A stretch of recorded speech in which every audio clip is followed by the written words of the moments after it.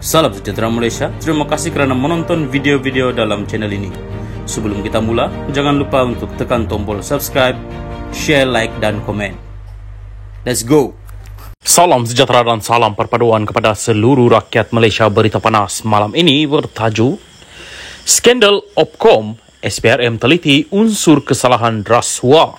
Berita penuh, Suruhanjaya Pencegahan Rasuah Malaysia SPRM akan meneliti unsur kesalahan rasuah berhubung dakwaan isu pemberian kontrak gantian optik RM214.2 juta kepada syarikat yang dikaitkan dengan bekas Perdana Menteri Tun Dr. Mahathir Mohamad. Ketua Pesuruhjaya SPRM Tan Sri Azam Baki berkata, siasatan akan dijalankan sekiranya asas itu wujud mengikut kesalahan rasuah.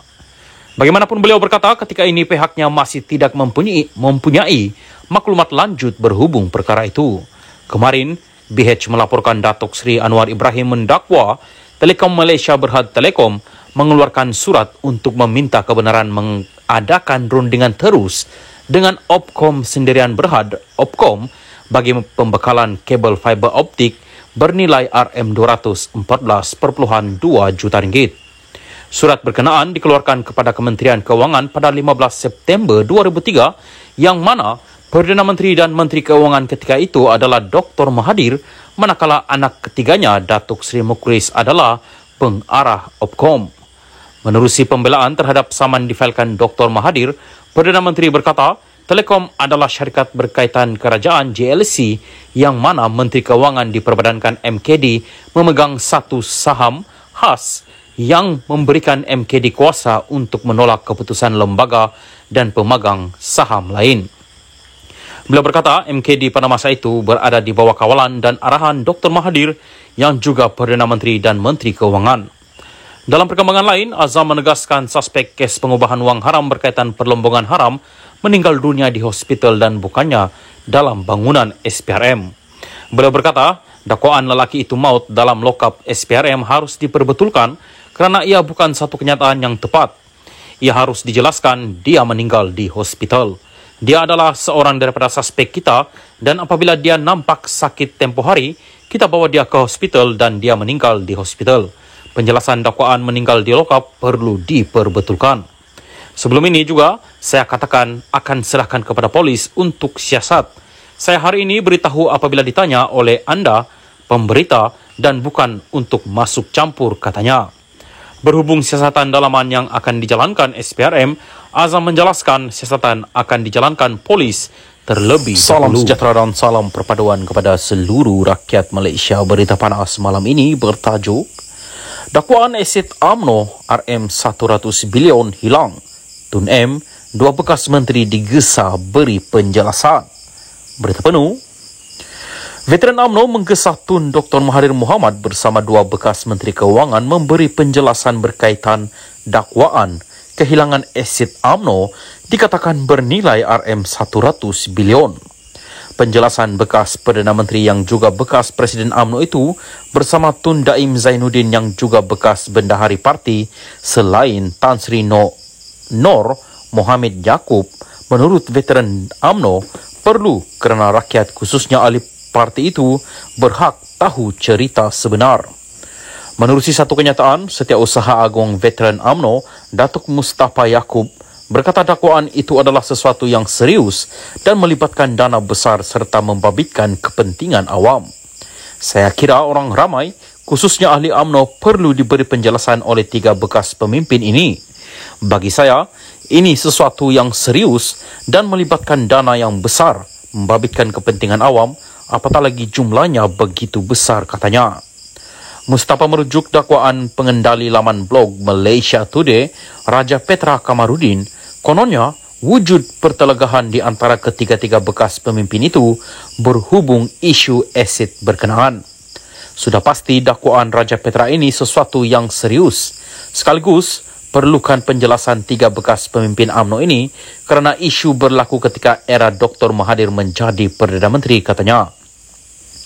Dr. Mahathir menjadi Perdana Menteri keempat dan paling lama berkhidmat bermula 16 Julai 1981 sehingga 31 Oktober 2003. Bagaimanapun, pada 2016, beliau muncul kembali berpolitik apabila menubuhkan Bersatu dan menandingi Barisan Nasional BN.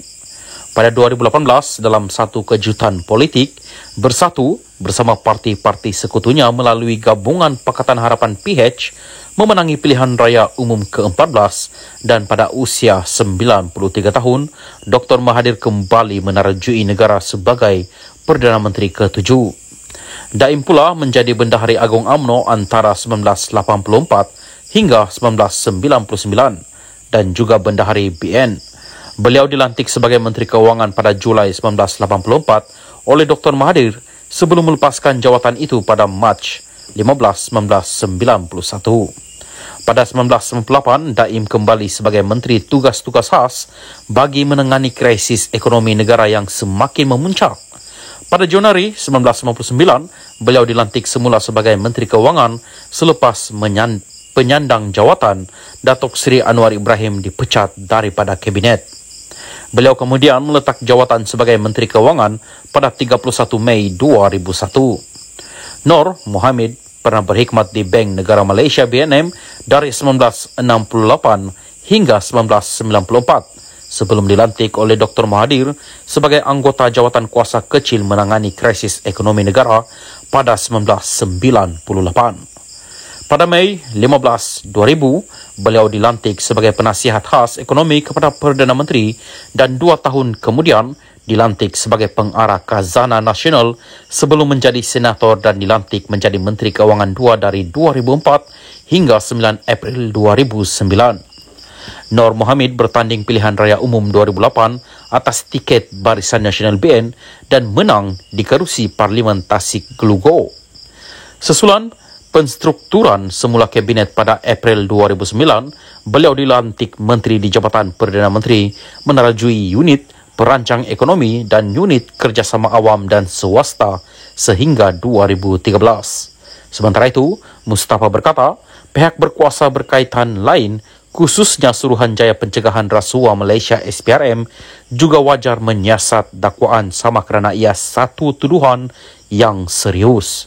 Saya kira ada baiknya jika pihak berkuasa menyiasat dakwaan ini. Jika dakwaan benar, ini bukan satu perkara biasa kerana jumlah nilai asid begitu banyak, katanya. Katanya lagi, isu asid UMNO pernah dibangkitkan ketika Datuk Seri Najib Razak menjadi Perdana Menteri dan juga Presiden UMNO, namun tiada pembongkaran lanjut dibuat. Cerita kehilangan harta UMNO ini telah menjadi rahsia umum sekian lama. Ahli UMNO ternanti-nanti untuk mendapat jawapannya. Semasa Najib menjadi Presiden UMNO dan Perdana Menteri sebelum ini, ada usaha untuk membongkar rahsia di sebalik kehilangan harta UMNO itu. Tetapi Najib tidak bersetuju atas dasar kemanusiaan, katanya.